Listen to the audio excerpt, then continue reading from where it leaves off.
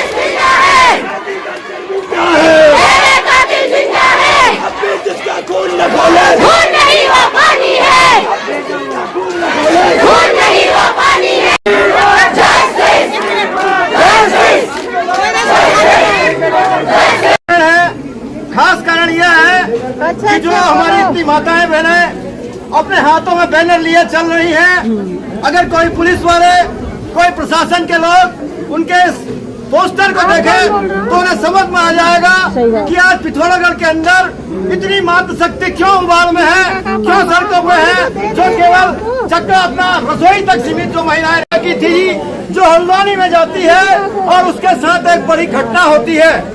और उस समय में पिथौरागढ़ में उबाल आया था और पूरा शहर बंद हुआ था, लेकिन हमने देखा कि सारी चीजें हो गई। पुलिस ने अपना काम किया, प्रशासन ने 2014 में अपना काम किया, मामला कोर्ट पे गया। कोर्ट के बाद जिला न्यायालय दी गई जिसके खिलाफ वह केस चल रहा था। हमारी लड़ाई और हमारे जो मांग है वो उस बात को लेकर है कि जिस बात पे हाईकोर्ट ने निर्णय दिया फांसी का, कि क्या सरकार के वकीलों ने वहां पे ऐसी बातें की कि वह जो केस था वह केस कमजोर पड़ा और जो फांसी की सजा थी वह अख्तर अली की टल गई और उसे बेइज्जत बरी किया गया। अगर पिथौरागढ़ खोल रहा है, पिथौरागढ़ में उबाल है, पिथौरागढ़ के लोग कह रहे हैं कि उत्तराखंड सरकार ने जो वकील रखा था उसने पैरवी ढंग से नहीं की है, हमारा उस बात को कहना है। हम उनका स्वागत करते हैं और ज्ञापन यहाँ पे ले रहे हैं। जिला प्रशासन का डीएम साहब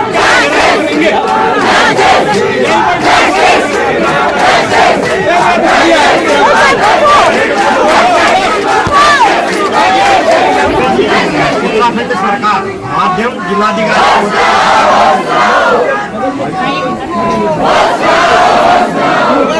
एक बार एक लीगल सेल गठित करके रिव्यू दाखिल करने तथा भविष्य में प्रभावी किए जाने के संदर्भ में महोदय हल्द्वानी के काठगोदाम में एक विवाह समारोह में भाग लेने गई पिथौरागढ़ निवासी 7 वर्षीय बच्ची नन्ही परी कशिश बच्चों के साथ खेलते हुए 20 नवंबर 2014 को गायब हो गई। 25 नवंबर को उसका द्वारा मुख्य अभियुक्त को फांसी की सजा और सह-अभियुक्त को 5 साल की सजा सुनाई गई थी। उत्तराखंड हाईकोर्ट द्वारा निचली अदालत के फैसले को बरकरार रखा गया था। अभियुक्त द्वारा सुप्रीम कोर्ट में इस मामले की जनता को सरकार का पक्ष लिखित रूप में बताने का कष्ट कीजिएगा। आपका बहुत बहुत धन्यवाद। हम आशा करते हैं जिलाधिकारी महोदय से कि हमारी ये पूरी बात है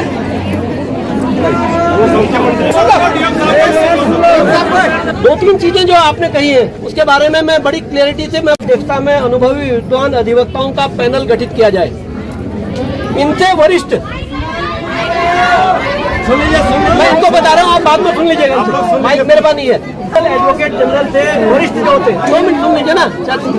एडिशनल एडवोकेट जनरल से वरिष्ठ जो होते हैं भारत सरकार में, जो इस समय हमारे सर्वोच्च वकील हैं श्री तुषार मेहता जी, ठीक है, उनकी अध्यक्षता में या उनको सरकार के द्वारा वकील बनाया गया। आप इन वकील साहब से कहीं सीनियर है, ठीक है, ये तो राज्य स्तर पर भी सेकंड नंबर के, वो भारत सरकार के सबसे बड़े वकील हैं, ठीक है। लेकिन हम चाहते हैं कि दूसरा इसके बारे में कल हमारे जो टीम आई थी उन्होंने भी आपसे जो रावत जी है जो एडवोकेट उनसे बात करवाई थी, ठीक है, उन्होंने आपको बताया था क्या स्थिति है, ठीक है। और हम लोग इसके लिए बिल्कुल प्रतिबद्ध हैं कि समय पर और सही तरीके से, उन्होंने ये कहा था कि ये बहुत कठिन एक केस हो जाएगा, इसलिए इसमें विद्वानों की राय लेकर के, विद्वान वकीलों की राय लेकर के जो आप कह रहे हैं लीगल पैनल गठित किया जाए, वो ऑलरेडी सरकार के द्वारा गठित किया गया। एक तो ये, दूसरा आपने ये कहा कि सरकारी वकीलों को जिन्होंने जो है अच्छी ढंग से पैरवी नहीं करी उनको हटाया जाए।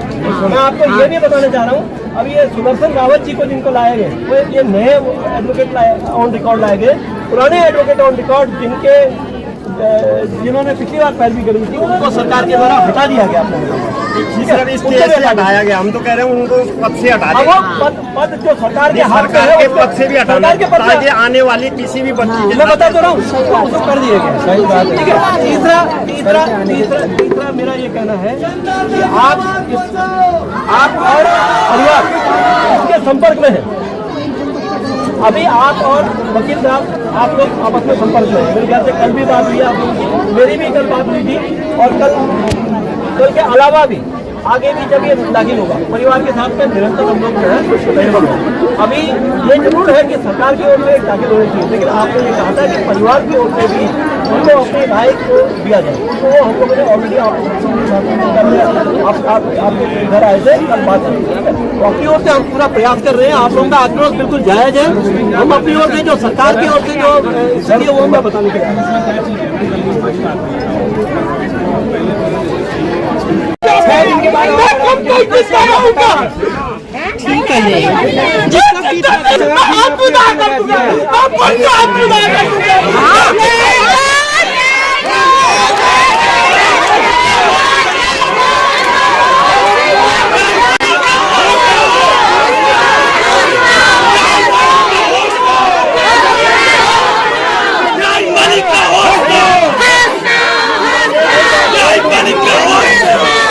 ठीक है, हम कह रहे हैं आपका 20 दिन से पहले और बहुत आराम से, और सही बात यह है कि ये इशू करना चाहिए जो है किसी सुप्रीम कोर्ट में जाकर के दाखिल करना है। कल उन्होंने ये बताया कि इसमें सारे केसेस को सही से बनाना पड़ेगा। हम कितने दिन का टाइम है पहले दाखिल 5 तारीख को कर देंगे, 8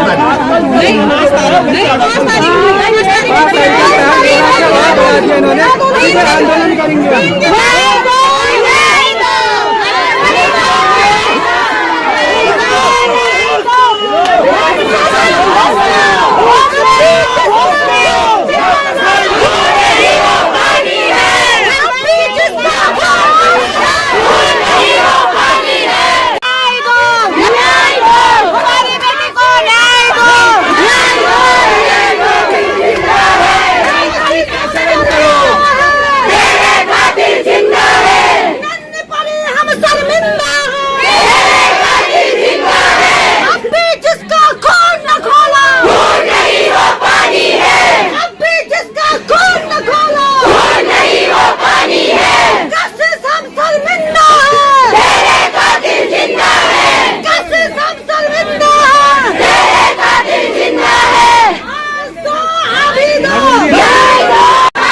बहन को न्याय दो, हमारी बहन को न्याय दो, हमारी बहन को न्याय दो। 14 साल से फांसी मिलेगी करके नहीं बताना। हमको 4-5 दिन का टाइम दे रखा है। चलो ठीक है, नहीं चाहिए टाइम, नहीं चाहिए नंदी मरी को न्याय दो।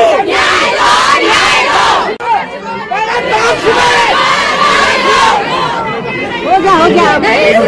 अभी जिलाधिकारी महोदय ने हमें यह आश्वासन दिया है समय से रिव्यू पिटीशन दायर करेंगे। हमने इनको इन्होंने समय सीमा नहीं दी, हमने समय सीमा दे रखी कि अगर 4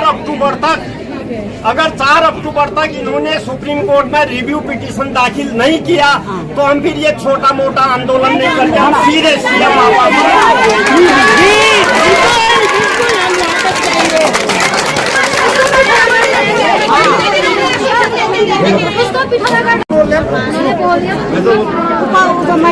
मेरा कहना ये है, मैं अब जनता को परेशान नहीं करूंगा। ये 4 तारीख का टाइम है, मैं 5वां तारीख आपको दावा करूंगा। हम सब आपके साथ हैं, हम आपके साथ हैं, बिल्कुल हम आपके साथ हैं। एक मिनट हम आपको दायर नहीं करेंगे। मैं कह रहा हूँ सरकार से, सरकार अगर असली अभियुक्त को फांसी नहीं देती है फिर तो अभियुक्त कोई नहीं है ना। फिर अभियुक्त किसको मानेंगे? जिसने कशिश को पैदा किया। तो फिर हम सरकार से मांग करते हैं, अगर तुमने उस अभियुक्त को बरी किया तो कम से कम कशिश के माँ बाप को फांसी दो। हम ये मांग करते हैं, पूरे पिथौरागढ़ को फांसी दो। हम सब आपके